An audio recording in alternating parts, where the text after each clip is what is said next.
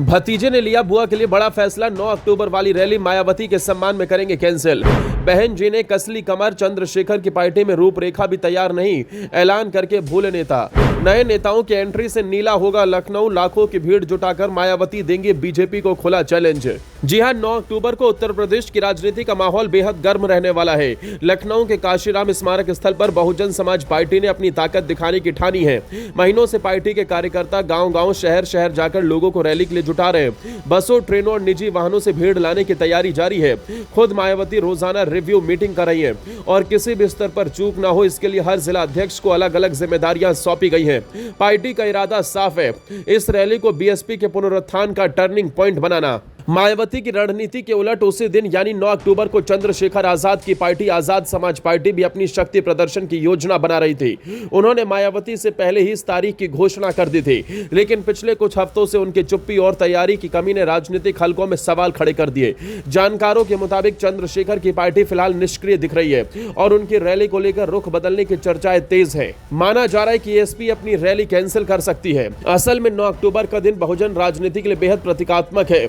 यही वो तारीख है जब काशीराम का परिनिर्वाण दिवस होता है। बहुजन आंदोलन के संस्थापक को श्रद्धांजलि देने के बहाने दोनों ही पार्टियां अपने अपने समर्थकों को एकजुट करना चाहती हैं। बीएसपी इसे अपने संगठन को फिर से खड़ा करने के अवसर के रूप में देख रही है।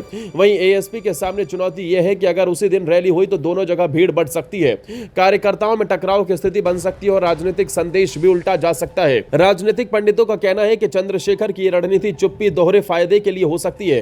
पहला, समाज में यह संदेश जाएगा कि उन्होंने बहन जी के सम्मान में अपनी रैली स्थगित कर दी। इससे उनके ऊपर लगने वाला सिर्फ दिखावे की राजनीति वाला आरोप कमजोर होगा। दूसरा, वो अनावश्यक टकराव से भी बच पाएंगे। जमीनी हकीकत यह है कि बीएसपी के पास अब भी एक बड़ा संगठित कैडर मौजूद है। एएसपी जैसी नई पार्टी के लिए उसी दिन बराबर भीड़ जुटाना मुश्किल हो सकता है। बीएसपी इस बार कोई भी रिस्क लेना नहीं चाहती। पार्टी की नजर 2027 के विधानसभा चुनावों पर है। मायावती अच्छी तरह समझती है कि शायद ये उनका आखिरी बड़ा मौका हो सकता है, इसलिए रैली के जरिए पार्टी को नई जान देने की कोशिश हो रही है। हर जिले में बैठ के छोटे छोटे सम्मेलन और कैडर ट्रेनिंग चल रही है ताकि रैली में अधिक से अधिक लोग आए। इस बीच पार्टी में आकाश आनंद की एंट्री भी चर्चा में है। माना जा रहा है कि 9 अक्टूबर की रैली को उनके लिए रीलॉन्चिंग पैड बनाया जा सकता है। स्वामी प्रसाद मौर्य और आजम खान जैसे बड़े नेताओं के नाम भी चर्चा में है कि शायद इसी दिन उन्हें बीएसपी में शामिल कराया जाए। अगर ऐसा हुआ तो बहुजन समाज पार्टी एक बार फिर उत्तर प्रदेश की राजनीति में मजबूत उपस्थिति दर्ज करा सकती है।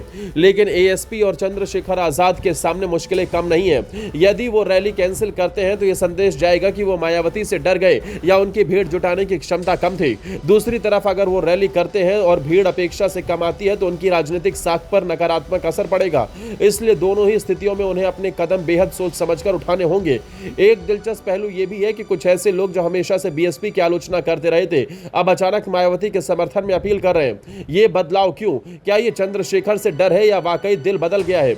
इन सवालों के जवाब अभी आने बाकी है, लेकिन इतना तय है कि 9 अक्टूबर का दिन बहुजन राजनीति की दिशा तय करने वाला साबित हो सकता है। बीएसपी के अंदरूनी सूत्रों का कहना है कि बिहार में आकाश आनंद को पहले ही जिम्मेदारी दी जा चुकी है। वहां पार्टी का वोट प्रतिशत बढ़ाना और खाता खोलना। लखनऊ की रैली के जरिए उन्हें पूरे उत्तर प्रदेश में फिर से स्थापित करने की कोशिश होगी। मायावती ने भी संकेत दिया है कि यह उनका आखिरी मौका है। अगर वो फेल होते हैं तो उन्हें कोप भवन का रास्ता दिखाया जा सकता है। रैली की तैयारियों में बीएसपी कोई कसर नहीं छोड़ रही। जिला अध्यक्षों को टारगेट दिए गए हैं कि कितने लोग लाने हैं। सोशल मीडिया, डिजिटल प्रचार और घर घर जाकर निमंत्रण देने जैसे तरीकों से माहौल बनाने की कोशिश हो रही है। पार्टी चाहती है कि काशीराम के परिनिर्वाण दिवस पर कोई भी कुर्सी खाली न रहे। वहीं एएसपी भी भाईचारा बनाओ, अस्तित्व बचाओ, पिछड़ा वर्ग अधिकार जैसे नारों के साथ अपने कैडर को सक्रिय करने की कोशिश कर रही थी। पार्टी का कहना था कि उनका लक्ष्य सिर्फ राजनीतिक ताकत नहीं बल्कि जनता के लिए नीतियां बनाना है। रोटी, कपड़ा, मकान, रोजगार और कानून व्यवस्था जैसी मूलभूत जरूरतों को पूरा करने की दिशा में काम करना। लेकिन इन सब के दावों के बावजूद 9 अक्टूबर की तारीख के नजदीक आते ही चंद्रशेखर आजाद की खामोशी ने सबको चौंका दिया। राजनीतिक विश्लेषकों का मानना है कि बहुजन राजनीति में आज भी मायावती का आधार मजबूत है। ऐसे में एएसपी के लिए अलग पहचान बनाना आसान नहीं होगा। यही वजह है कि उनकी टीम अब नए सिरे से रणनीति बना रही है। कुल मिलाकर 9 अक्टूबर सिर्फ एक तारीख नहीं बल्कि उत्तर प्रदेश की राजनीति के लिए पावर शो का दिन बन चुका है। बीएसपी और एएसपी दोनों के लिए परीक्षा की घड़ी है।